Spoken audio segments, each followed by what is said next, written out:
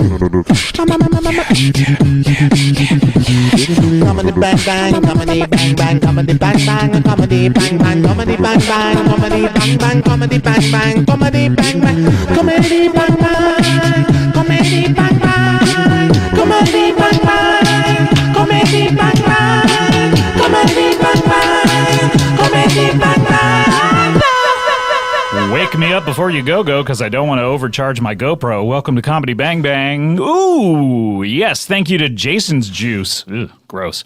Jason's Juice for that catchphrase submission. And welcome to Comedy Bang Bang for another edition, a very special edition, I have to say. I'll be getting to why that is in a second. I want to welcome you, the listener. My name is Scott Aukerman. I am your host for over 500 episodes now of this program, and none more special than today because we have a returning guest who was on quite frequently in the beginning. People remember his initial appearance in episode 35, I believe, when he read the seminal, and I mean that in both respects, short story iBrain. He has since then skyrocketed to fame and acclaim, the two aims, in such movies as, I don't quite know the movies, but television series as you've seen him recently as a beleaguered casino operator in Twin Peaks. You've seen him in Sopranos. Were you in Sopranos? Yeah, I was Tony Soprano. You were Tony Soprano? Yeah. Let's hear a little bit of your Tony Soprano. Hey, where's the pizza? The pizza. Because Where's the pizza? I thought I had some cold pizza in here. Now that, James... No, I wasn't on. You weren't in... What was the one that I was thinking of? You were in the final episode... of Mad Men. Oh, yeah, The White Sopranos. Yeah. The White Sopranos, where I probably was the fattest I've ever been. Really? On screen. So you were inching up to Sopranos territory. Yeah. I was hoping that they were going to bring it back and that well, they that's do a not reboot a bad and I could idea, play by the Tony way. Soprano. Because you do such a great impression of him. Now that he's gone, R.I.P. Audible. Why not just stick you in there? I should be. I think people really miss him. I know people really miss him. I really miss him. I feel like what was holding it up was he didn't want to do it anymore. Now that he's gone, let's open it up to other actors. Right. No, that was the thing. I mean, not to get dark here, but there's a silver lining to every tragedy. And a civil lining, of course. And, of course, a civil lining. Mm-hmm. But, that's hopefully just in the day-to-day. Mm-hmm. There's a silver lining to any tragedy. I think the silver lining to the death of the great Mr. Gandolfini is that they do a reboot of The Sopranos on Epix. Do you think it's a reboot, or do you think it's a continuation? Like you play the kid. Who's the kid? You play the kid all grown up. AJ. You play AJ all grown up. Now you're like, you got a beard, you're balding. I'm in a space suit. You're in a space suit, because of course. Now, like, people are like hanging out in, space. Sure, yeah. It's like, what do you think? How old would he be now? Maybe 25, and you're. I'm 32. You're 32, so it's like 7 years in the future. Yeah, exactly. When we're all in space, or we age me up a little bit even, and we just make it. Yeah. No, right. But I think 7 years is good. Yeah, 7 years. Anything can happen in 7 years. No. I mean, especially these days. Who knows? Yeah, tell me about it. Right? I mean. Ooh, boy. And I'll introduce you in a second. Yeah. You also are in a new movie, which comes out this Friday, entitled Lemon. And yes. Directed by Janixa Bravo. And did you co-write it? Or I did co-write it. You co-wrote it, and you star in it. And I'm the lead. You're the lead. I'm the lead star of the movie. Were you number one on the call sheet? Number one. Always number one? Always never number slipped one. When like David Paymer came in? You're like, no. I'll take number two today. No, never. Always never. Number one. Yeah, and I would point it out to all of the actors that I was number one on the call sheet and that they better follow suit. And really act like their number, because that's one of the big things that I've noticed from all of the work that I've done on sets, on these shows, with the great David movies, Lynch, with the great David Lynch, and with Phoebe Waller-Bridge, Fleabag, with Love on Love. Yes, produced by Netflix's Judd Love. Apatow. I work with a lot of big people, and the things that That's all the of kind these of thing people, you do. That's one of the things that I do. Yeah, it is the kind of thing I do. Yeah. And I remember, all of those people that I've mentioned, they all really take the call sheet seriously. Yeah, And where what were you number on the you're call at. sheet in Love? Love? I'm about like 72. Did you act like 72 on set? Well, I disagreed with some of the other Okay. placements of the actors. So Okay. if it wasn't Gillian or Paul, and I got special clearance for this, I went up to Paul and I was like, Hey, I'm gonna "Hey, I'm gonna contest act like this. I'm gonna act like 5. I'm gonna behave like 5 and not 72. I don't know Right. why I'm not 72." And Paul was like, "Well, we don't like you." And I think he was joking because why would He's you a have me- jokester. Yeah, why would you have me on the show if you don't like me? Right. I mean, there may have been some behind the scenes machinations of like Judd Apatow wanted you because you had some heat and Paul didn't want you. Right. And there was a disagreement. And this is all just speculation on my part, maybe based on, some accounts that I may have heard or may not have heard. You but heard that Judd really wanted me and that Paul didn't? This is just all just speculation. This is flights of fancy on my part. Really? It could have happened, but I have no. Why are you saying it could have happened if it's just flights of fancy? It's look, when you read a great Stephen King novel, Yeah. you're not blaming Stephen King for the car that came to life and killed people, are you? I mean, I barely know who that is. Well, do you feel, and I'll introduce you in a second, do you feel as if when you're in a scene, and you're 72, because on a set, there are a lot of people who end up being in a show. Yeah. And the main cast is usually 1 through 8 or something. But then you have guest cast who comes in and, that you just list them in chronological appearances and you can get all the way down to 72. Right, But I'm not a regular. But in a scene, when you look at the numbers in the scene, and those are on the call sheet as well, next to each scene that you film, there are numbers separated by commas that tell you which actors are in this scene. Do you feel when you're in a scene and you see 1, 2, 72, 109, does that mean you're 3? As opposed to that's, you're the 3rd highest and that's how you should act? Yeah. Yeah. Exactly. That's how I No, feel, I mean, too. you've obviously been on a set a number of times. So Sure, you know. 110 times. Yeah. For each episode of Comedy Bang Bang. Right, exactly. And that is it. But more than that, you've done other things. I may have done one episode of Brooklyn Nine-Nine, and that's all I can really think of. Right. So exactly. If you're number 3, 111 if you're times. the 3rd person listed, you're the 3rd on the call sheet. Exactly. Unless you're a certain type of actor that's just there for just like your look or something like Right. that. What do you mean by that? Do you get cast for your look? No, how would I you don't. How I would you get describe cast your for my look? talent. I get cast for my talent. But your look has to come into that. I mean, your talent is kind of shining through your looks, almost as if like you were to put a bright spotlight behind a piece of paper. You would see the spotlight shining through the paper. The paper doesn't just block the light entirely. right. I'm wait. What do you mean? Okay, so you've been on stage before. You started out as a Yes. stage actor, Right. You know when you put a And gel, yeah. a gel upon a spotlight, Yeah. that it changes the color, Right. But the light is still shining through. It is Right, still right, right. illuminating. That the light is your talent, and your look is the gel. I is what see. I'm trying to Yes, say. yes. So my look- the gel is inherently within whatever is is illuminated upon your acting. Right. Of course. Yeah, well, my look, my gel, as you call it, it's like very attractive, Jewish, but like also. I agree with one of those. No, I'm Jewish. Yeah, I agree. No, I agree with that. Oh, I'm also very attractive. Look, there's someone out there for everyone, and you found your someone. Well, and you're a straight guy. Sure. Oh, thank you. You're a heteronormative Caucasian. Cis. So yeah, you're a cis.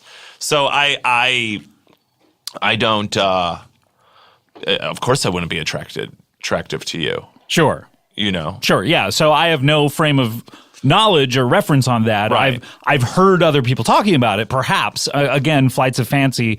I may have been privy to conversations about With other- your level of with other attractiveness. cis males. No, with women in general. Gay women, lesbians.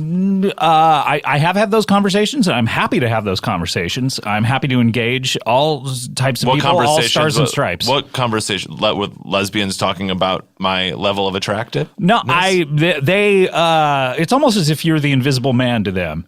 But hand in hand with I that. have a lot of lesbian friends, actually. True, but remember that scene in The Invisible Man where he's wearing bandages all over his face and he's Yeah. wearing sunglasses and a hat? The Chevy Chase one or the original? I mean, it's the same. The same. They're practically the same. They're both Sorry old that I asked movies. That. This is stupid. Yeah. He starts unwrapping his head, and then there's nothing underneath. Yeah. That's sort of what I mean to women. That's sort of the impression that you give off from what I've heard. All women? All women, yes. So you know all women? Not all women, because But they're every woman that you've talked to? I mean, I've been privy to conversations. I've been a fly on the wall. You're sitting in rooms with women who are Acting like a talking fly about on the me, wall. who are talking about me. I seem to have a presence where people feel comfortable talking around me without them thinking that their conversations are going to be passed on. Don't you think it's strange that women are sitting in a room with you and talking about me? I And think- even if they're talking about that they don't find me attractive? I think it is strange because Yeah. a lot of times I'll be there saying, well, why aren't they talking about me? But then Exactly. then I realize I'm in the room, and perhaps if Brett and I were to swap places, they would then swap conversations and start talking about me. Sometimes what people say is not what they're thinking and how they're true. feeling. And it's Subtext. really, yeah, exactly. There's a subtext, or they're not even aware of why they're saying something. Right. So that's why I was watching their body language, and they were very closed off. They were crossing their arms. They were miming barfing. Yeah. You know, they were like putting their fingers down their throats Really? and going, "Ugh." Well, I would say to that's really extreme behavior. And for you to go out of your way in just like a chill conversation type atmosphere, for you to go out of your way to It slam really wasn't that far out a of my really way. hot It was Jewish guy that's not there. It literally was right there. It came up. It's almost as if you're saying like, oh, you went out of your way to go down the Interstate 5. No, that's like a straight shot. That's a straight shot. Right. Well, I mean, yeah, I guess it would be if you're obsessing about me. I'm not, when I want to go down to Anaheim, California, Yeah. I take the 5. I'm not obsessing about Anaheim, California. I merely have You're to go not there. obsessing about Disneyland. I merely have to go there. Because we know why you're going to Anaheim. You're going to Disneyland. Maybe you're going to Magic Mountain. What? And Magic you're Mountain is in obsessing about Valencia, all the way up the 101 and the 170. Okay. And the 210. Fine. I'm sorry. Disneyland. Disney. I mean, it's essentially Anaheim. That would be out of my way. That you're almost saying is as if like your level of attractiveness is Magic Mountain, and I'm going down to Anaheim, and then I'm like, oh, maybe I'll swing by and ride, Batman the Ride up at Magic Mountain before I go down to Disneyland. It doesn't make any sense. It does make sense because I'm a public figure. It's always a straight shot to talking and thinking about me. Okay. It's always, I'm there. You don't have to dig me up. I'm everywhere. I might as well list on my address, on my mail, television. That's where I let me live ask you a because you question. turn on the fucking TV and I'm on that shit. Let me ask you a question. If I were to, you use Google, right? Of course. Well, one of the primary search engines of our time. Yes. I mean, in the top 3. Certainly. Yeah, of course. I'll give you that. Yeah. If I were to put in, that box when you go onto google.com? Yeah. That little box that you can type in? Right. If I were to go into that The little search box. Yeah. Right. If I were to go into Or is that there another box? No, it's like a window into the world. Okay. If I were to go into that little window and just type in actor, okay, and press search or Right. enter, Yeah. either one, interchangeable, when would you come up? There would be millions, if not billions, of unique searches. Where do you think Brett Gelman? I mean, I don't know. I've never done that. I've Not never even typed in actor actor in Gelman. Google. I know what an actor is. what is an actor to you? And I'll introduce you in a second. An actor is a conduit to something greater than all of ourselves. That's great. Brett Yeah. Gelman is here. Welcome, Hello. Brett. Oh, thanks. Thanks, Scott. So great to see you. Anyway, it's so great to see you. Lemon opens this Friday, and you do some of that acting that we were just talking about. Yes, I'm a conduit too. What are you releasing into the world with this film, Lemon? Anxiety. Anxiety and failure. Is that the character, or is that you're worried about how the film is going to do? Oh, well, you're always worried about how your work is going to do. How it's going to be perceived, or the money it makes, and how intertwined are those two things? Well, I would say for me, I'm more perception based. I really care what people think of me. I'm very stressed out about it every day. I wake up and I just think about what people's opinions are of me. What pops into Brett Gelman's mind the minute he wakes up? Well, sure, maybe you need to take a shit, whatever. Like, other than that, yeah. I'm like, well, how are we gonna innovate today? How are we gonna really hit the day and make it different for the world? How are we going to be that positive butterfly effect? Right. What time? And do you think that's interesting? The butterfly effect. Do you feel that your presence here in this world is changing things? Oh, definitely, without a doubt. I feel that way about everybody's presence in this world. I think that is the purpose of life, and that there is a chain reaction in which we are all one. I think that is the only clear justification that you can have for the terrible things and also the great things that happen in the world, that it is like a group consciousness, a group organism that that functions in a way that none of us can intellectually understand. And the rest of the animal kingdom has very much made peace with this. And this is where human beings need to get back to. However, what was the question? Well, I mean, something you said reminded me. You mentioned the animal kingdom. Yes. Do you think lions are really the king of the jungle? Without a doubt. They're like at the top, right? Yeah. And the jungle is a monarchy. Yeah. And they're the kings. Is it sort of like Britain, where there's a king or a queen sometimes, but then there's parliamentary rule? Or no, I think it's very much. Would like, the jackal be in there somewhere?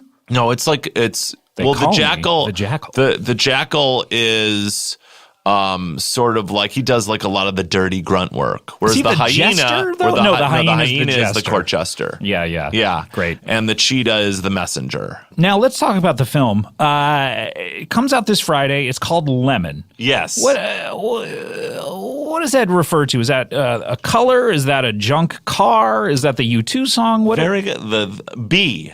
B, really? It refers to a lemon. car. We looked up synonyms for failure.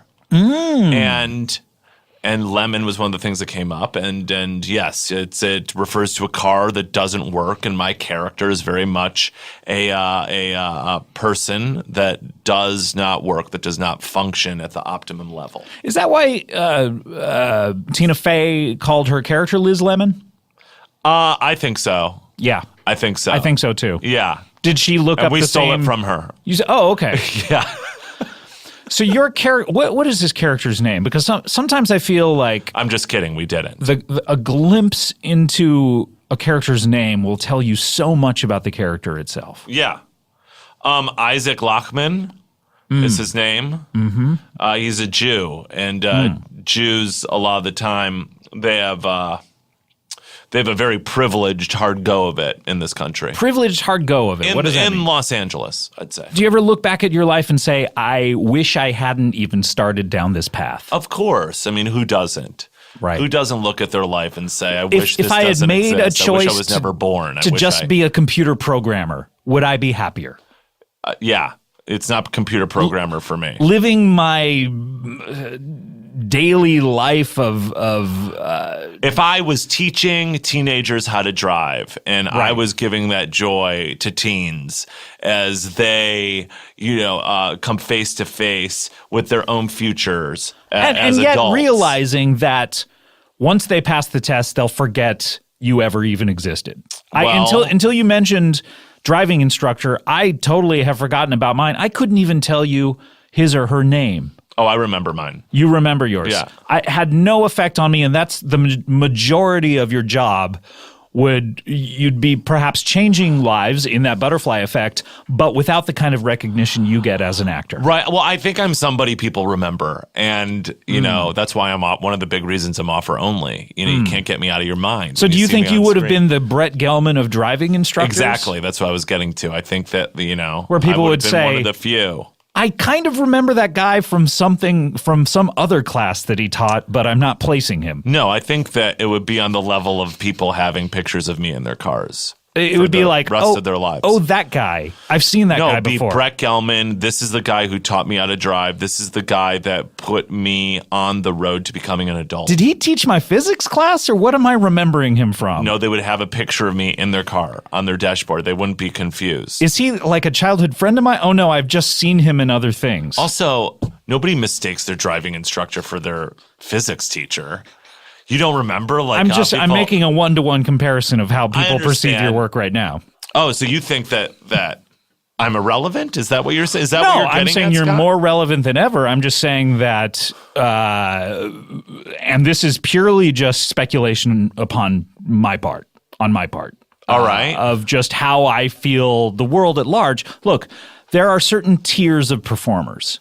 And I don't mean the tiers of performers like the tiers of the clown. I know. I mean, I'm an educated person. there are your George Clooney's. People name above the title who can open movies. Right. George Clooney, Matt Damon, Sure. Ben Meryl Affleck, Streep. the accountant himself. the accountant. sequel to The I Accountant turned is down The coming. Accountant. You turned down the role of the accountant? No, the second biggest role. I What turned is down the second? I've seen that film. What the second I biggest don't role even would be remember. I haven't his seen brother? the film. Yeah. I turned down the brother. doubt that. Affleck wanted me to be his brother. I do not think that is true. Okay. All right. But all I'm saying is that if on the totem pole of actors where Clunes is at the top and he's joking around and he's playing pranks and he's playing basketball and all of Let's his say a downtime. woman. Why are we doing a white guy? Why is it always a white guy? I'm trying to think, woman Or a person of above the color. title can open a movie. Open him. How about Idris Elba? I mean, in a perfect world, yes. In I mean, this he's one, opening the Dark Tower. is he, or is McConaughey a more important part of that equation? Wow. And is the Dark Tower going to open? I don't know. This is why we have a problem in our industry. Maybe. This Look, is why we have a problem in our follow industry is because the money. of that. I think you Follow would be the money. very... Okay, we can't get into this conversation right now, but you're Oh, a racist. Look, You're I'm racist. not a racist. All I'm saying is, if it's one of those totem poles, you're very close to the ground. Oh, really?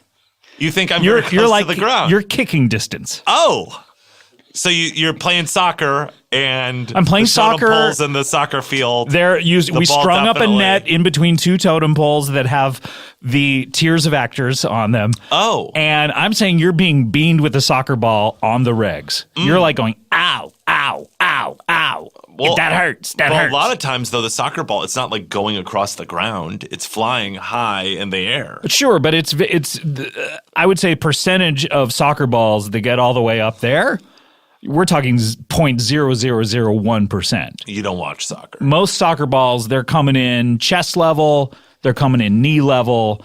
They're down there. No, I don't think so. I think Okay. they're definitely head level most of the time. All right. Well, totem poles That's are tall. why- that's head why- level head level is not that tall why for a if totem they pole. weren't head level, we didn't discuss the height of the totem pole. We're talking a 6-story totem pole. Oh, okay. How big's the soccer ball? Is it like 3 Regulation. stories?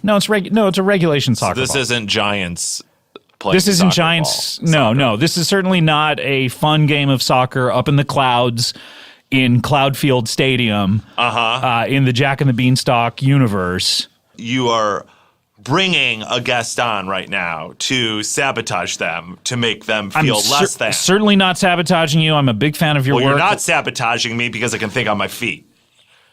And I know how to deal with aggressive energy, especially from you. This is not aggressive energy. This is purely Passive just aggressive energy. It's not even passive. It's merely friendship that I'm offering you, and it's merely love. And I'm trying to radiate love as I talk to Okay, you. well now I'm not angry with you. I feel bad for you that I don't need your pity if that's what you're I trying don't to say. pity you. I'm just concerned for you that you think that this is love. That I don't this think you way need to be concerned. I'm doing quite well.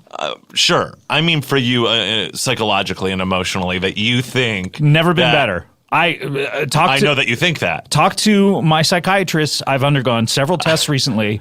I've aced them all. You've gone through several tests and you've aced them all. Mm-hmm. You have a psychiatrist that puts you through tests that you can ace or fail. What are these tests? It's a pass-fail system.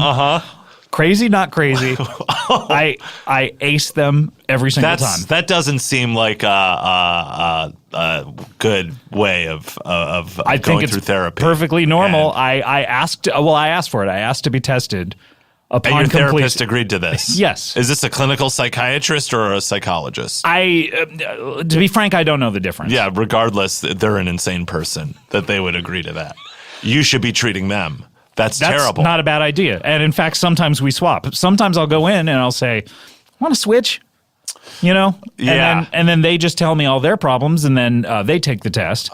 Oh, that's unethical. I You're don't- not supposed to know about your What do shrink's ethics mean personal anymore? life. What do ethics mean anymore? Well, they mean a lot, and unfortunately, a lot of people don't think that they do mean anything anymore. But here's the thing, and this is what my job is to try to, one of our jobs is to remind people that ethics do exist, and even though most people think that something is or isn't so, it doesn't mean that it isn't or is so. And are these themes that you tackle in Lemon opening this Friday? I think, like directly, this particular theme Directly or indirectly? of ethics. Sure, just ethics. I don't think it's really dealing about with ethics. humanity? Of course. I mean, everything that we do is dealing with humanity. Sounds good. Every moment of our lives is dealing with humanity. Everything is about dealing with humanity. This the sounds question like a is, dynamite do you film. deal with it in an honest way, or are you being sarcastic? I'm not being sarcastic at all. You're dealing with humanity. These are the kind of look. When I go to the movies, I don't want to see these big shoot 'em ups with robots versus people. It's like who's going to win, the robot with the sword or the person who's driving around in a car. Right. You know what I mean? What does that have to say about our lives? Yeah, I drive around in a car, and it would be fun to see a robot with a sword.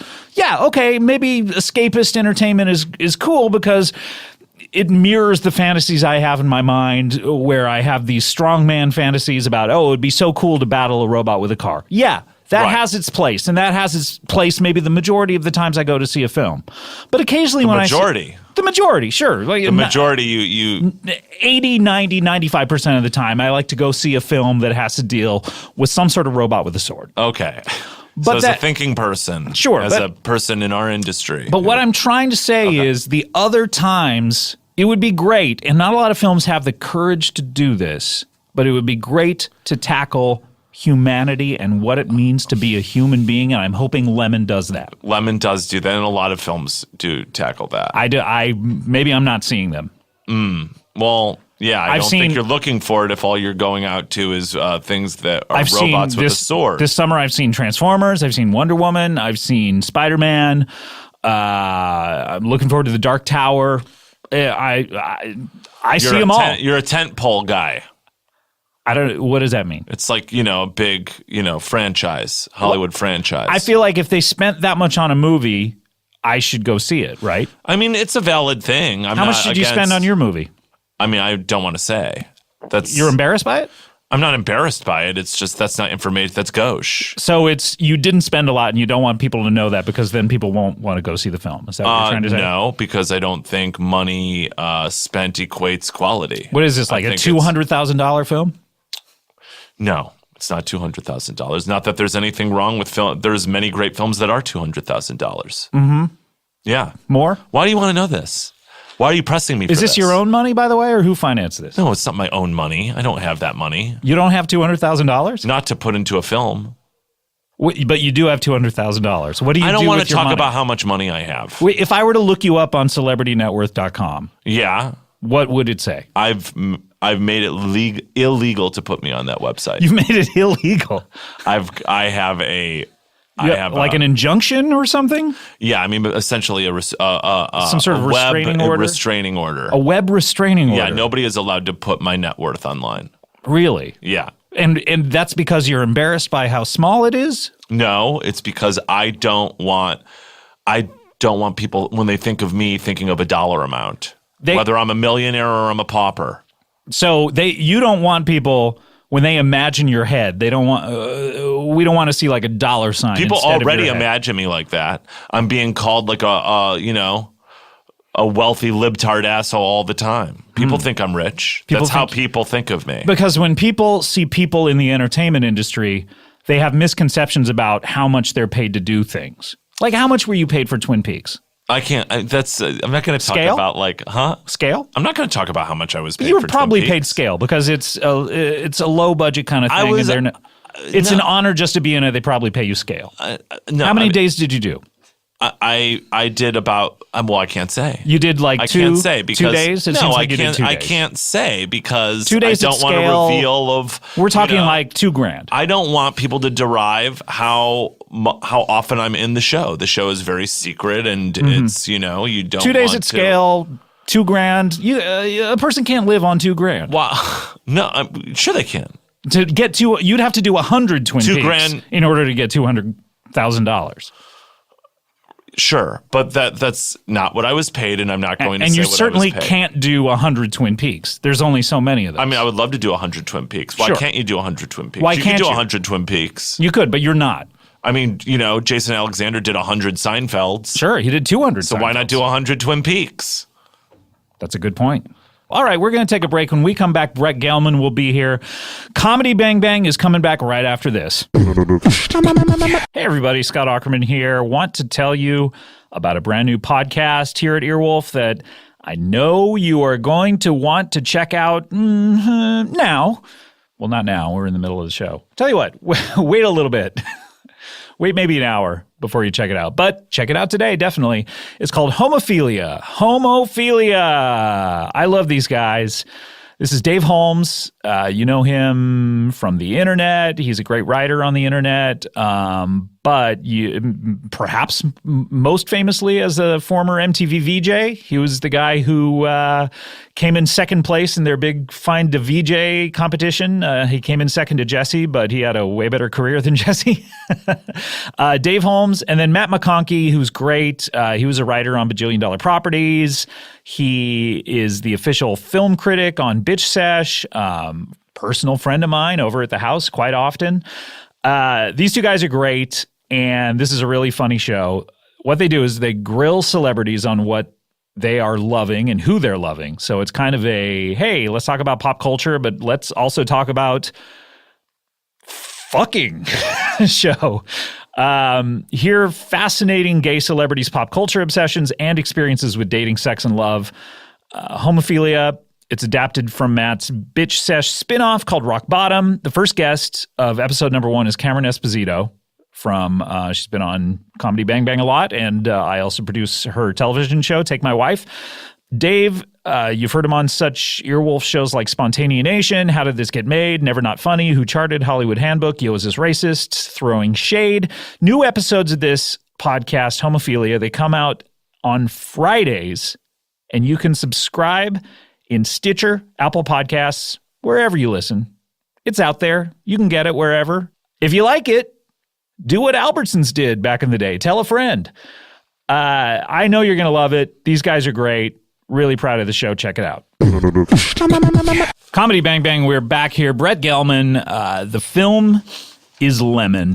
It comes out in a couple of theaters this Friday. Yeah. Is that it's also on demand? Is it going to widen out in terms of release? Or Well, that's why we need people to go and see the movie opening weekend, so that it rolls out to more theaters. It actually will be opening in L.A. on the 18th, and then New York on the 25th. Why is that? Why delay it like that? So that we can be present for both premiere screenings. I see. For So Q&As, and there will be Q&As. What kind of questions do you expect after this film?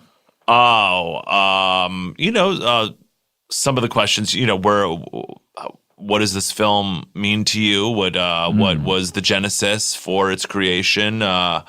What was your process for writing together? Why'd you decide to shoot it the way you did? The composition, there's like a beautiful composition in that. How was that formulated? Your character. What did you do to get into character? These things. Those would be great Not questions. how much money did the film cost.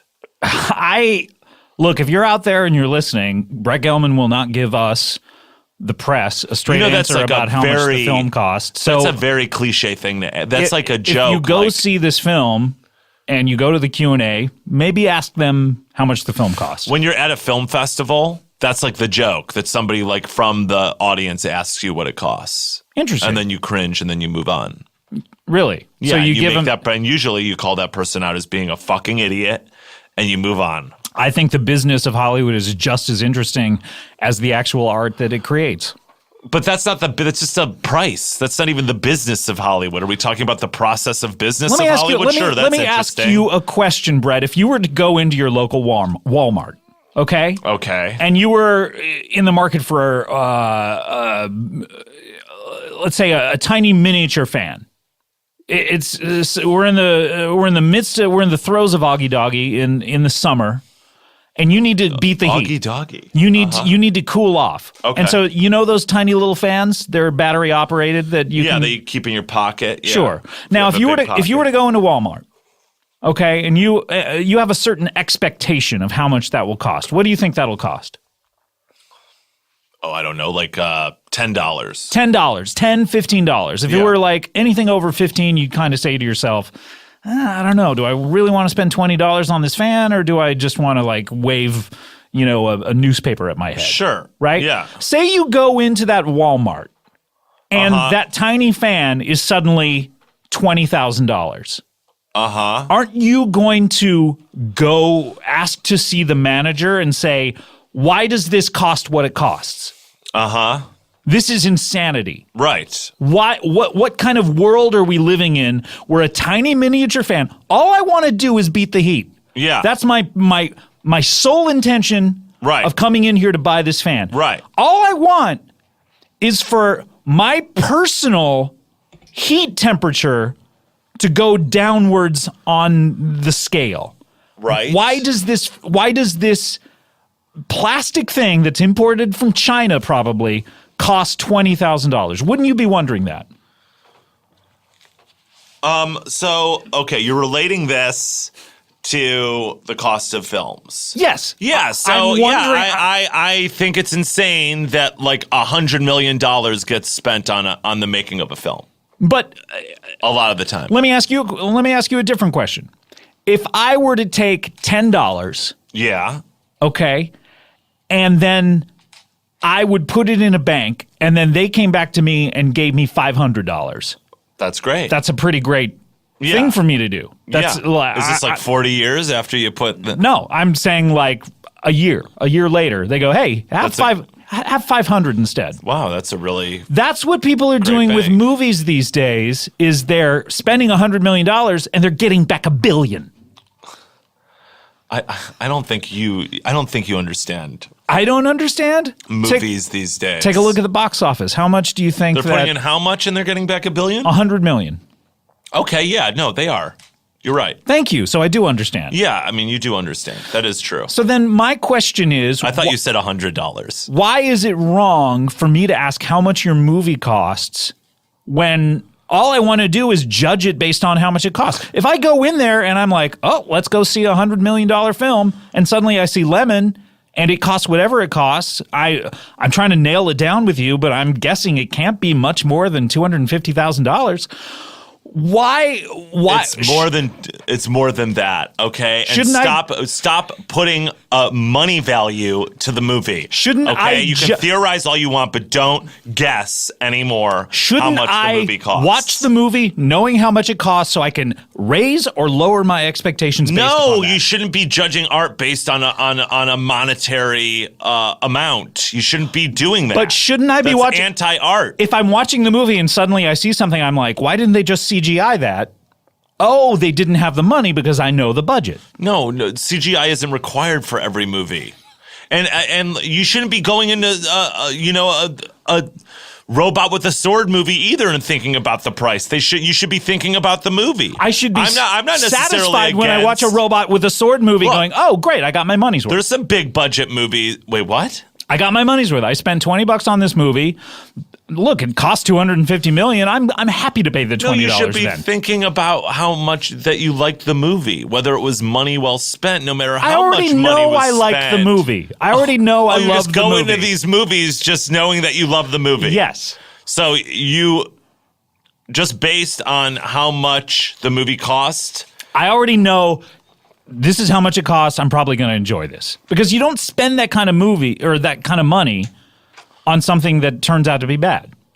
Yes, you do. Of course you do. But a lot of times when I see a low-budget movie, I'll go, it looks like they didn't believe in it enough to spend a little more money. No, it's hard to make things. It's hard to I've get never found money that to be true. To make things, especially when you're trying to take artistic risks. I've never really found that to be true. Well, have you tried? Yeah, I think so. Have you made number one on the call sheet? Right. I mean, with your show, of course, you've tried. We're talking And about that was movies that was a here. relatively easy experience. Really? Making your show was easy? Yeah, it was a breeze. Really? Mm-hmm. It was a breeze. I said, hey, I want to do this niche cult comedy show. And they said, here's millions of dollars. Have at it. Really? They gave Yeah. you millions of dollars? Oh, yeah. I'm guessing that a single episode of my show, Comedy Bang Bang, costs more than your entire film. Wow. I don't, I really gotta, first of all, really offended that you're competing with me. And I would are say, you so sad that you need to compete the cost of your show with the cost of our movie? Is that really what you're doing? Right? That's really how you want to present yourself. if I were looking on at your the show two right side now. by side, I would say, this one's a little more expensive. I'll watch this one. What? I mean, you're And it's shorter. That means that you're a superficial person. That you're like a materialistic, This one's superficial person. shorter, Also, and it costs more. Wow, they pack a lot of money into every minute. no, I mean, you essentially are saying that you have no opinions at all. The fact that you're looking at a monetary amount and then that affects. I mean, that's like the same thing as having no opinion. I'm not saying I'm doing it. I'm just saying that the viewers out there, I'm taking their position. Why do you even go to and see a movie? Why don't you just go and go to a bank and ask if you can go to the vault, or go to the mint and look at a stack of money? Do you think they would let me in the bank? I mean, your crazy bank where they give you $500 after a month after you give them $10, maybe they would. This is okay here, and this is serious. If we were to open a bank this together, is serious. if we were to open a bank together, and Yeah. there were two things that the bank promised: you give us $10, we'll give you $500 a year from now, and we'll let you go inside the vault anytime you want and look at the money. Is that a good business plan? I don't think so at all. I think that bank is going down either by giving all of its money away and I would say that it would not be robbed all that much because the thieves would know, well, let's just put $10 in there. The bank is Come obviously back a year from now. The bank is obviously robbing from itself. It's stealing from somebody if it's giving somebody who gave $10 a year ago $500 a year from Well, let's just agree to disagree. Brett Gelman is here. The film is Lemon. It comes out this Friday, and I'm not anti-big budget movies, by the way. So you would, I think there are big budget movies that are really incredible. you would not want to star in a Of big course budget I movie. would. Of course. What are you talking? I said I like a lot of them. You would not say a franchise. Of course I would love to Brett star in a Gelman is not the franchise. kind of actor who wants to be No, franchised. I am the. Stop saying that. I am the kind of actor that would love to be in a franchise. I would love to be. That would be great fun. Brett Gelman is allergic to sequelitis. No, not at all. I would totally be in a sequel. Sequels are the industry's bread and butter at times, and I understand that. So you, I'm not looking down at any of these big movies as like a concept. when you go to a restaurant, you want to fill up on bread and butter? Is that what you're saying? No. Why don't you I order an don't. entree? What are you talking about? It's a weird way to leaps look at that art. you're making. It's a weird way to. I look. I'm getting a not little. how I'm I'm looking getting at a little it. heated here. I'm just Well, saying that you're this getting heated. this is a strange way to go to a restaurant and a strange way to look at the film industry. Of like, oh hey, give me all the bread and butter you have. And I'm just going Are to you literally saying that casually look at the menu and not order anything. Do you think that I'm literally saying to the what is the bread and butter? What is the bread and butter of the film industry? You mentioned these tentpoles and these sequels are the bread and butter of the industry, and you love them so much. I mean, some of them I love and some of them I don't love. Some independent movies I love and some independent movies I don't love. So you're saying that when a waiter comes up to you and says, "Would you like some bread and butter?" Sometimes you're going to say yes, sometimes you're going to say no. That doesn't make any sense. No, you always take it. First of all, I don't know where this point is coming from and what it relates to anything. Sometimes you love it, but sometimes why you don't is love that it. weird? I mean, sometimes, you feel like bread and butter and sometimes you You don't. always feel like bread and butter. That's why they give it to you. Nobody always feels like anything. You can't, that's a blanket statement that you Name just one can't time make. you've ever been to a restaurant and said, I'm not going to have the bread or the butter. Because I don't feel like it or because I'm trying to limit my calories? The former. Because I don't feel like it. Never. Okay, Never. I personally always want some bread and butter before my meal. Exactly. Or some bread and look, actually, sometimes I feel like bread and olive oil. why don't people just keep bread at home? You know, we always go to a restaurant like, ooh, bread and butter. That's great. It's cheap. Just buy some at home. Well, you want good bread. Yeah. You know, you don't want to. Do you have a bread maker at home? No, I don't have a bread maker. Do you have a bread maker at home? Oh, yeah. You got to get a bread maker. You make your own bread? Come over to the house next week. I don't think so. We'll make some bread. I don't think so. Come over. Why not? You really want me over? Yeah, come on Why? over. So you can abuse me more and hound me for how much the movie costs? I don't think this is abuse, Brett. We're talking about the movie. We're getting the word out there. This is a signal boost. I don't know if this is helping the movie at all. Really? To be honest. I mean, you've essentially said that my movie is because of its monetary value, which you don't know, by the way. You don't know how much I have a it vague costs. idea.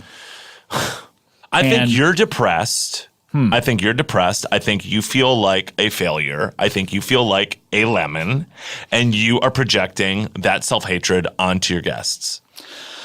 Well, Lemon does open this Friday, and Brett Gelman is the star. Yes. And you can go see it. And Brett, we got some big people in it, too, even if you don't think I'm big. Who are these people? I mean, we've got Michael Cera. Sure. Friend of the show. We've got Judy Greer. Another friend of the television show. She's never come to the podcast. That's what I'm trying to say. It's like you have people who are like, oh, sure, I'll do the TV show. Podcast, pass. We get Brett Gelman.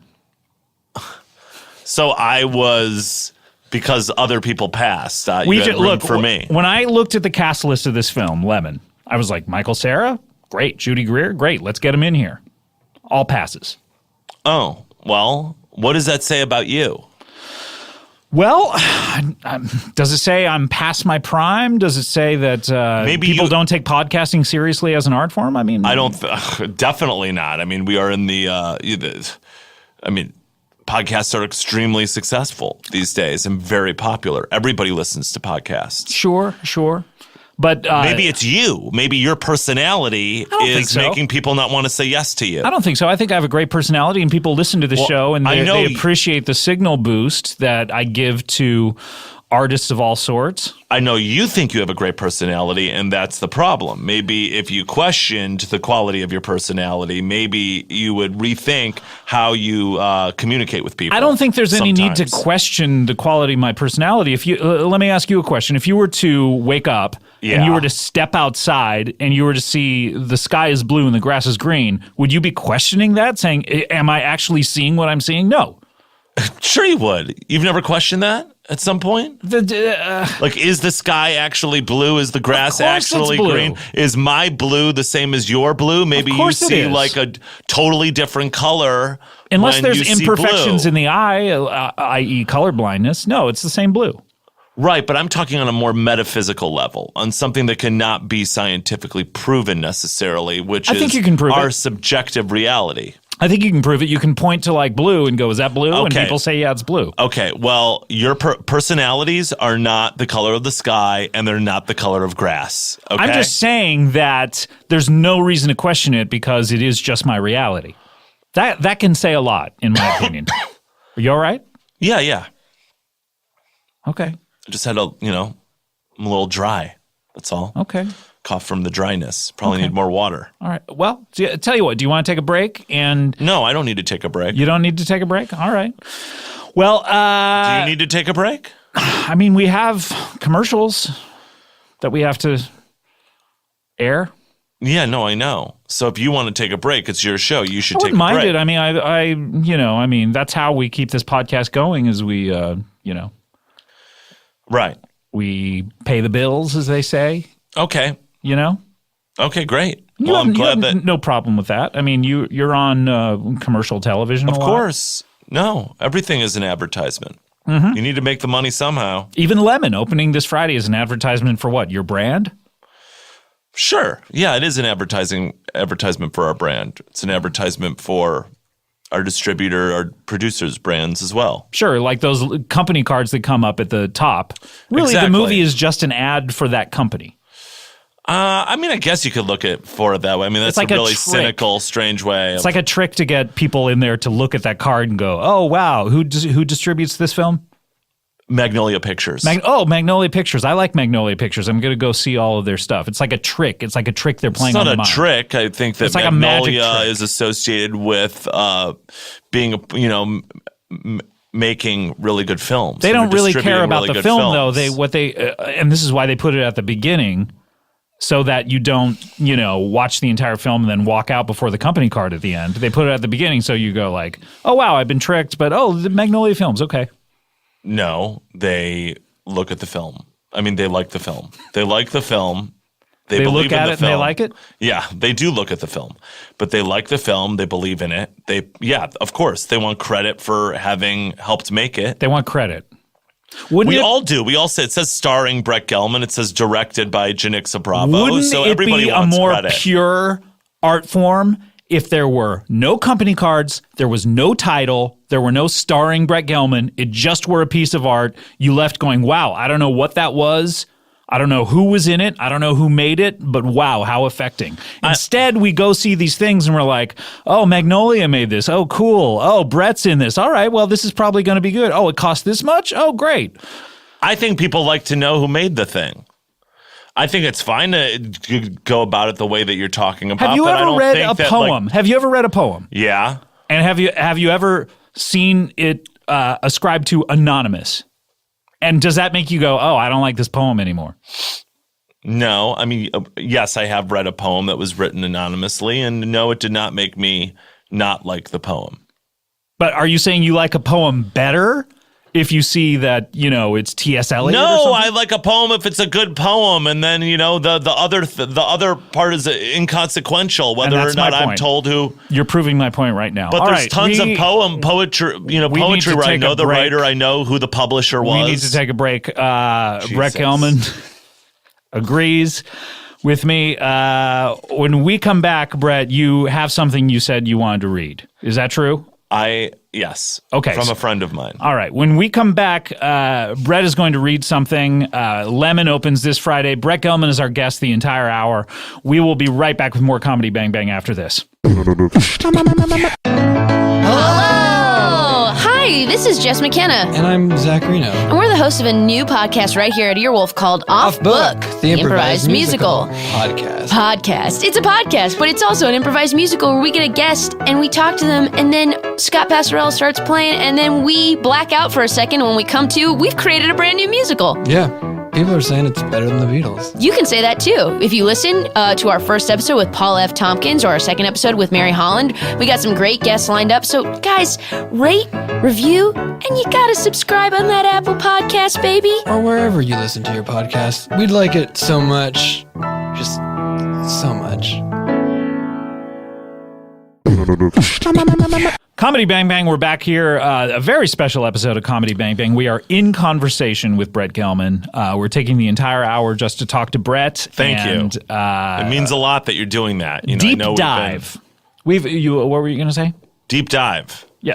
No, it means a lot that you're doing that. Before the break, you said, or we hyped that you had something that you brought. Well, that I you wasn't wanted going read. to pull this out, but I just want you to feel good that you have a guest that means something on this show, and who is somebody who people recognize as a talent and as a valuable human being. So I have a letter here that was written to me recently by my very good friend Hillary Clinton and Hillary Rodham Clinton. And, HRC. yeah, and wrote you a letter. yes, and I think a lot of people who listen to this show are supporters of Hillary. I don't know why you would think Bernie that. supporters. I'm sure there's some Trump supporters too. Sure. Look, I'm sure we take people of all stars and stripes here. Our comedy is not politics specific. It's purely about the human condition. All comedy is political. That's what John Waters said, and I think it's very, very true. Even Crybaby. If you make someone laugh, yeah, I do think. Oh yeah, of course, Crybaby is political. It's dealing with class. If you make someone laugh, it's politics. It's changing their mental state. It's causing them to switch. That's body their normal state. physiology. That is a political effect. That's physiology. That's not political. Yeah, it is body physiology, and changing up somebody's body physiology is political. What do you think trying to close Planned Parenthood is? It's taking away somebody's right to their own body physiology. All right, these are nutty ideas, but They're not nutty ideas. I'm just saying why alienate a big section of the country right now by saying that people who listen to the show were Hillary supporters. Or I'm saying there are Hillary supporters who listen to this show. Is another way of saying it. Hillary. Oh, so you were not. I don't. You're not. We don't talk about politics on this show primarily for the reasons that right now there are people who are very, very upset at the podcast. And why turn people off? I mean, why not just make people happy? That's how I feel. Why are people upset at your podcast? Right now, because you brought up the fact that now I just upset everybody. You upset half the people. You have half the people who are. I would say exactly. You would say that you have half of a conservative basis. Exactly half are Democrats. Exactly half are Republicans. Really? Other than that 1% that is libertarian, and that's how we like it here. Really? Mm-hmm. You believe that? You believe that you have a half Republican audience? Absolutely. You really think that? Absolutely. Have you ever done any sort of survey or poll to see if that's true? What? Let me ask you a question. If you were to walk outside and see, wow, the sky is blue, the grass is green, are you going to take a survey of your neighborhood? Why do you keep coming up with this, sky is blue, grass is green thing? It has nothing to do with what we're talking about here. I'm just saying that the reality is what the reality is. Anyway, no, it's not a fact. You have a because you don't need your eyes are taking the survey of the grass and the sky. Yes, your eyes are seeing the color exactly. Whereas if you were, if you didn't have sight, you might have to take a survey. I think your survey, your so-called survey, would probably be one person, one time. You would probably you'd get blind. The next day you would wake up, you'd walk outside of your house, feeling around. You would call your neighbor over and say, hey, is the sky still blue and the grass still green? They say yes. That's the end of the conversation. You're not going to be checking back every single day. You're not going to survey 100 people. You're not going to be doing a family feud with your entire neighborhood. If you're blind, you're doing this. Okay. Look, I don't know why we're talking about this, okay? This is not what the show's about. But you brought a letter. It's frustrating. What's frustrating? It's just frustrating how you twist and turn and you just, I don't know, how you just keep... Can I ask you a question? You can't just listen and respond. If you were to go to a dance recital. Yeah. Okay. You've done that before, right? You're a lover of the arts. Of course. Would you call the dancers over after the performance? Maybe you make your way backstage. Maybe you're friends with the director. The director says, oh, Brett, do you have any notes? Would you say to that dance troupe or that ensemble, hey, I don't like the way you twist and turn? No, that would be rude. If I didn't like it and they wanted me to give my honest opinion, yeah, I would say that. You would say, I don't like the way you twist and turn? You'd be an insane person. If I didn't like their twists and turns, maybe there was a lot of twisting and turning in the dance routine. The dancers would be looking at each other like, is he talking about our dancing? What is he even talking about? I would only say that if there were a lot of twists and turns in that particular dance routine. I don't know. I think you would sound like an insane person. But now you brought this letter. But if there were twists and turns in the dancing, it wouldn't sound like an insane person. Just like I don't sound insane now because there have been many twists and turns in this conversation. I'm just saying appreciate appreciate the art for what it is. Don't go in saying, hey, I wish you would twist and turn differently. That's not what I'm saying. That you're being difficult and combative and manipulative. And what I'm trying to say is you've been talking about this letter that you have. All right, this is a letter and from I want to hear it. Hillary Clinton, my very good friend, just to show you that you don't got some loser on here. All right. This is a letter from Hillary Clinton to Brett Gelman. Handwritten, mailed to me. Can I see? That's handwritten. All right. All right, Brett, you're going to read this letter? Yeah. No. Yes, I'm going to read the letter. Have at it. This is Brett Gelman with a letter from Hillary Clinton. This is written to me. I received this 3 weeks ago. Brett, how are you? Why am I asking that? I'm sure you're great. You've been absolutely killing it lately. Me? I don't know, man. I'm not so good. I really thought I had that whole president thing in the bag. I really thought that shit was finally mine, but it slipped through my hands like so many years slipped through all of our fingers. For I think we can all agree, the real villain isn't ISIS. The biggest villain of them all, the biggest villain of all time is time. You know time. That little thing that tick-tocks on your wristwatch. That little thing that tells you you're late. That little thing that tells you you're old. But I don't like to think in terms of age. Age is in the mind, and my mind's a baby. My mind is a little baby that just shit its diaper, and it's some stinky shit too. It's the type of shit that comes from eating big girls' food. I love big girls' food. Always have. Fuck baby food. Baby food is for cowards. Did you know that I started eating steak when I was 1? Not that many people know that. Not even Bill knows that. Why would I tell him? It's none of his fucking business. Nothing about me is anyone's fucking business. I keep the door to me locked. I guess that's why people are always trying to break it down. But they don't break doors down. I do. You best believe for any supposed locked door, I busted in that motherfucker and made it my house. The White House was my house. It might have been Bill's and Barack's fucking job, but it was my house. Oh, I miss that house. I miss sleeping there. I was ready for it to be my house again. But I guess America wasn't ready. America decided to think a whiny voice was worse than grabbing pussies. I guess that's the America we live in now. Maybe it's the America we've always lived in. So I understand you're going on Comedy Bang Bang tomorrow. Do you mind if I get honest for a second here, Brett? I don't know why you keep doing that show. You're obviously above it. You're not just some schmuck who likes to spit out empty fucking jokes and do stupid one-dimensional characters. You're an artist, a true artist. I'll never forget the first time I saw you at the Upright Citizens Brigade Theater.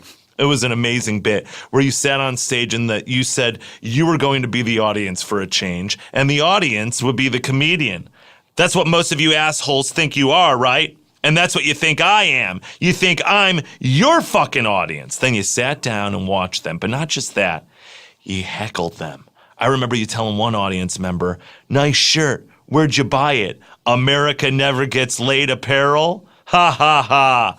Then you told another audience member that their facial expression made them look like they had just pissed their pants. Then after that, all that heckling, you got up and said, "This sucks. You guys are the worst comedian I've ever seen. I'm out of here." And you stormed off the stage and you didn't return. I felt that awkwardness in the air. And the audience wanted you to come back so they could applaud you, but you didn't give it to them. Holy shit, that blew my mind. You absolutely ignited that stage. I wish I could take the stage like you, but that's not my bag. My bag is phone calls. I can make a phone call that will knock your socks off. I can make a phone call that could convince Greenland to change its name to Iceland Jr. But the way you take that stage, I needed that stagecraft. I should have followed my instincts that night I saw you and asked you to be my stage coach, but I didn't. I guess I didn't do a lot of things I should have done. But hindsight is 20/20. Anyway, I hope CBB goes well. Don't let that fuckhead Scott Aukerman get in your head. He needs you. you don't need him. And he knows that. And that's why he treats you the way he does. He resents the fact that you are more than he is. I hope we can hang soon, but to be honest, I don't really feel like hanging out with anybody right now. Not that I'm really that depressed. It's just people are assholes. And the biggest asshole of all time is Scott Aukerman. Love, HRC. So, what do you think now?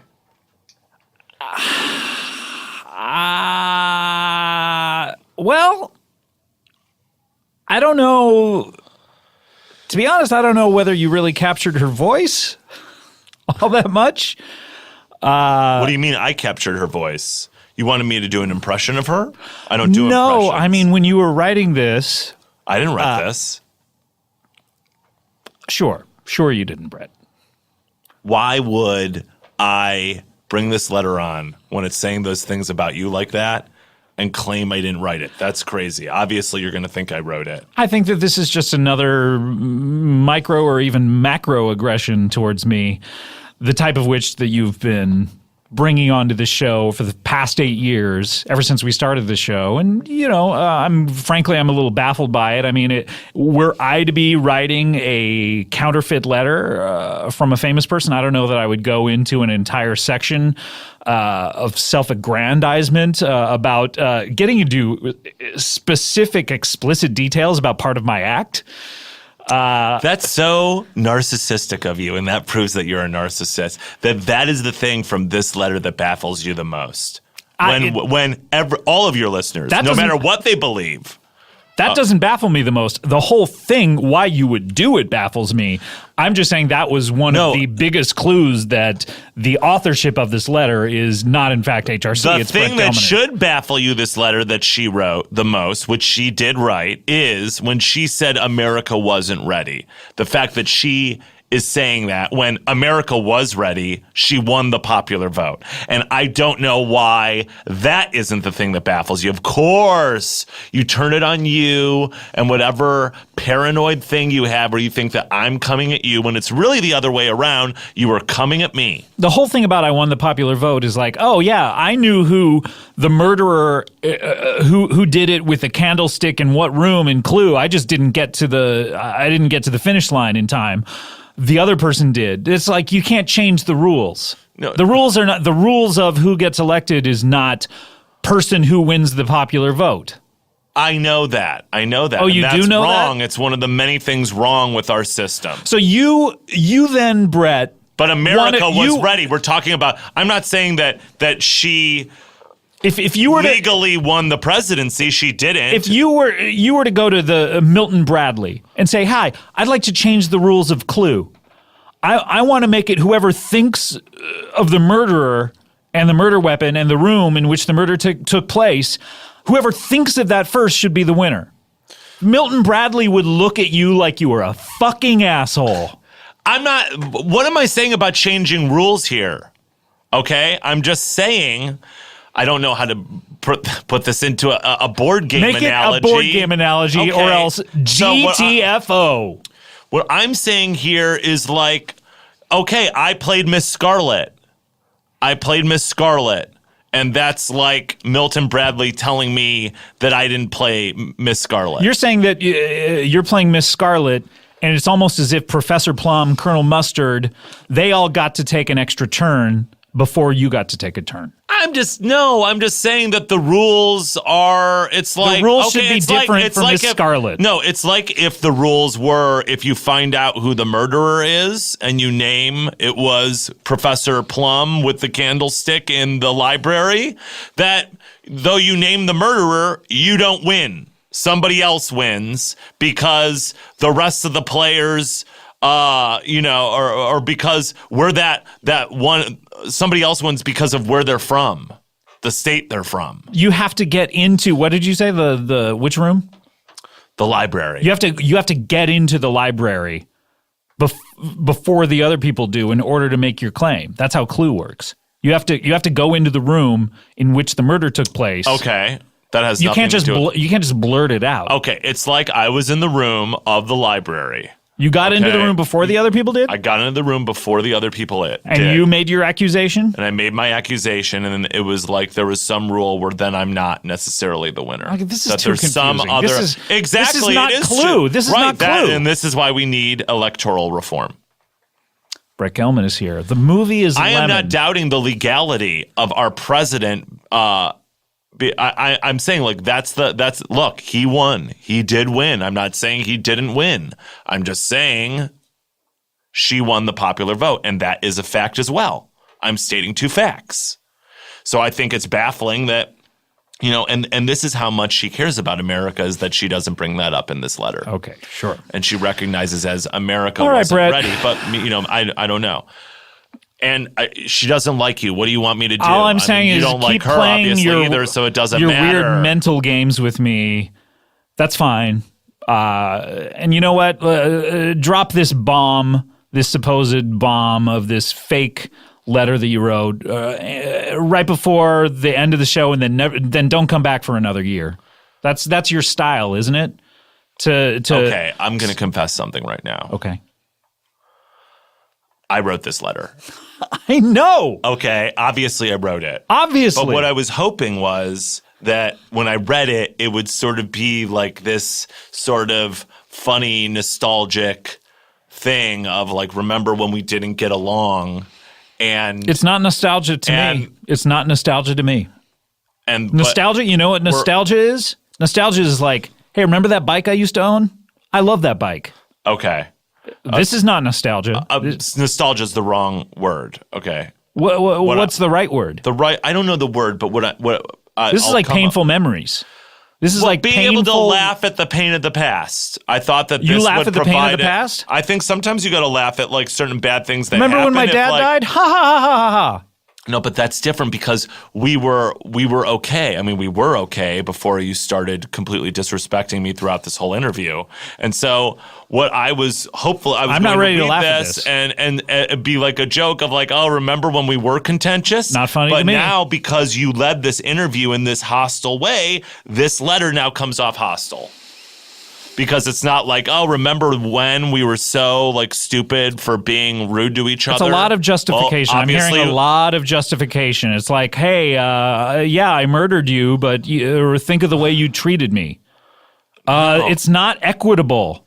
No, this would be if we were going to use that analogy, it'd be like, oh yeah, I murdered you after you murdered me because you've been murdering me throughout this whole fucking interview. What kind of analogy is that? You're a ghost who then murders people? In this situation, I guess yes, I would be a ghost murdering you after you killed me because since I was killed by you, I would definitely have to be a ghost. All right. And what I really wanted this to do is that we would all just laugh and it would be like a roast. Ha, But ha, ha, instead, ha. it's Ha, now ha, an ha, ha, attack. ha. I'm laughing. It's now an attack. You're not laughing. That's not a real laugh.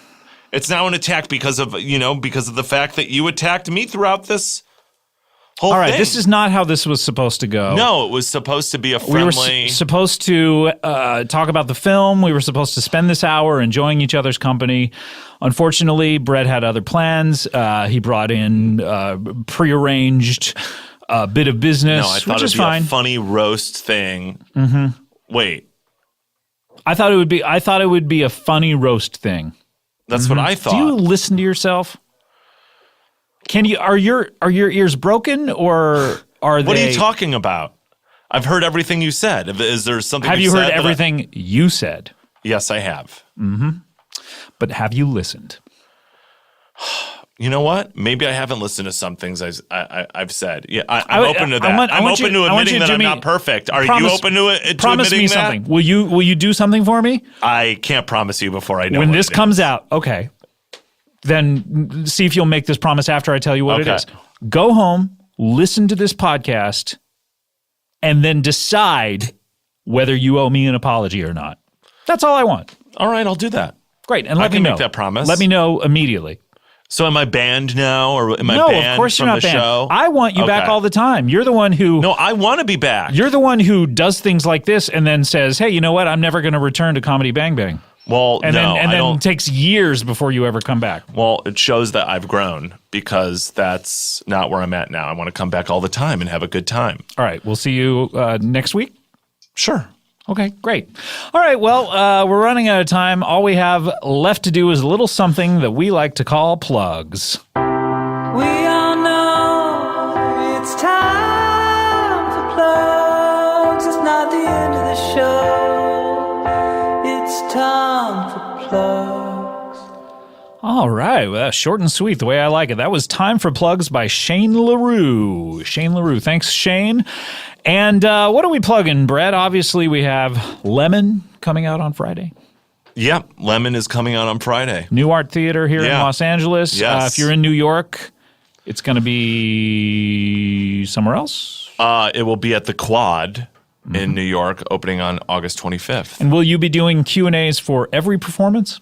We'll be doing Q&As throughout the weekend. The actual times have not specifically been nailed down, but it will be every day, that's Friday, Saturday, Sunday. And this is of you and those Michael, opening Sarah, weekends. and Judy Greer are going to be doing these Q&As? It will definitely be Janixa Bravo and myself, and we are, I don't want to make any promises of anybody else. There might be some cast and crew that join us, and we will. Will the people at very Magnolia likely be joining you? Will we get to ask them questions? No, they don't. They don't want to be part of the Q&A. They don't want to be No, part they're of behind the scenes guys. Okay. And girls. Interesting. And we will have some very interesting moderators too, as well. Okay. Interesting. Anything else before your plugs expire? Expire? No, that's it. That's it? Just That's the please important thing right now. Support the film. All right. It's I'm very proud of it. Mm-hmm. I've probably never been prouder of anything that I've ever done. Anything you've ever done in the art field and other? Yeah, all of life. All of life. Yeah. All right. Wow, that's a bold statement. If I didn't have this film, I'm not that much. I'm nothing. So then maybe you're right to have treated me this way the whole time. Maybe. And you haven't seen the film yet. I haven't seen the film. After Maybe you I'll see the film yet. I think maybe you'll I'll see have me as a like newfound kind of a respect. big deal. Yeah. Okay. I think you will. Okay. Well, I'll try to make it out there this weekend. I really appreciate it if you came. All right. I want to plug something that I'm going to be prouder of this than anything I've ever done. Comedy Bang Bang, live Comedy Bang Bang at the Now Hear This Festival, September 8th, 9th, and 10th is the festival. We'll be playing there in New York City. There'll be, Paul F. Tompkins is coming out and special guests. So come on out and see Why not us. have me on one of these shows? Do you live in New York City? No, but Paul doesn't live in New York City. That's true. September 8th, 9th, and 10th. I don't know if people could handle it, honestly. Wow. I think this is a challenging So episode. we're just supposed to be slaves to the audience? You're the one who brought up slaves originally, saying that your CDs are slaves and your movies. I'm your saying, in DVDs a way, if you are think slaves. about it, yeah, your your chairs items are slaves. slaves. You use them whenever you want to. Yeah, exactly. Your couch is a slave. Just Suddenly, being honest. what's next? Your pets are slaves. My pet is not a slave. So your pet gets to do whatever he or she wants. My pet is my child, so she doesn't get to do whatever she wants, but she sometimes gets to do things that she wants to do, and is given free will at times when I feel that it's not putting her in danger. But you make the call. Yes, because I'm the parent, and that's what a parent does with a child. All right. Tips on parenting, notwithstanding, I believe that... I just think that I would be really... I'd be an interesting energy on one of those live shows. You don't need to fly me out to New York, but, if you're doing one... Look, if you happen to be in New York at some point, you're invited. I'll just be show in New up. York during the weekend of the 25th. I'm not doing a show then. Well... So we're at an impasse. Another time when I'm in New York. Okay, definitely. We'll definitely make that happen. Let's close up the old plug bag. Talking about bags and bags. I'm talking about opening bags. I'm talking about bags and bags. I'm talking about opening bags. I'm talking about bags and bags. I'm talking about opening bags. I'm talking about bags and bags. I'm talking about opening bags. All right. Well, Brett, I want to thank you for being my guest for the last hour, and really hope that Lemon does well and makes back the investor's investment in it. And I hope that they recoup, certainly. And I hope this isn't viewed in the loss column for them when they're looking back on their books at the end of the fiscal year. And they're looking at the projects in which they took part and saying, "Oh gosh, too bad that Lemon, lost fill in the blank amount of money." I hope that certainly that they look at it as a worthwhile. Well, obviously they want to make money. I mean, everybody wants to make money. I hope that they recoup. You don't and make also money and recoup your investment. Yeah, you're bummed out. Make back a certain, what would be good? 100%, 200% of their initial investment. The bigger the percent, the better. I mean, we're not the bigger the existing percent, in a the better. And those are great words. Go see Lemon this weekend. The bigger the percent, the better. Brett, thanks for being here. We'll see you probably in a year or two. No. Next week? Next week. All right, we'll see you on Monday. I want to come back regularly. Okay, great. Brett Gelman, our guest next week. Thanks. We'll see you next time. Thanks. Bye.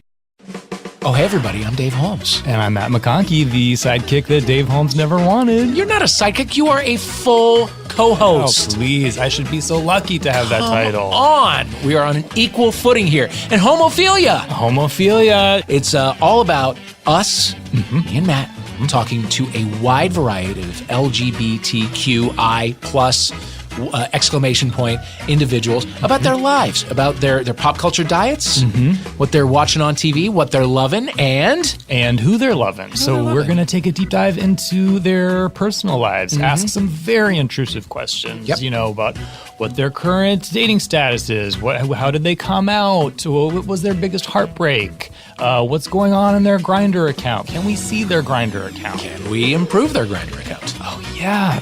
We'll be releasing new episodes every Friday. Homophilia is coming to you beginning Friday, August 11th, right here on Earwolf.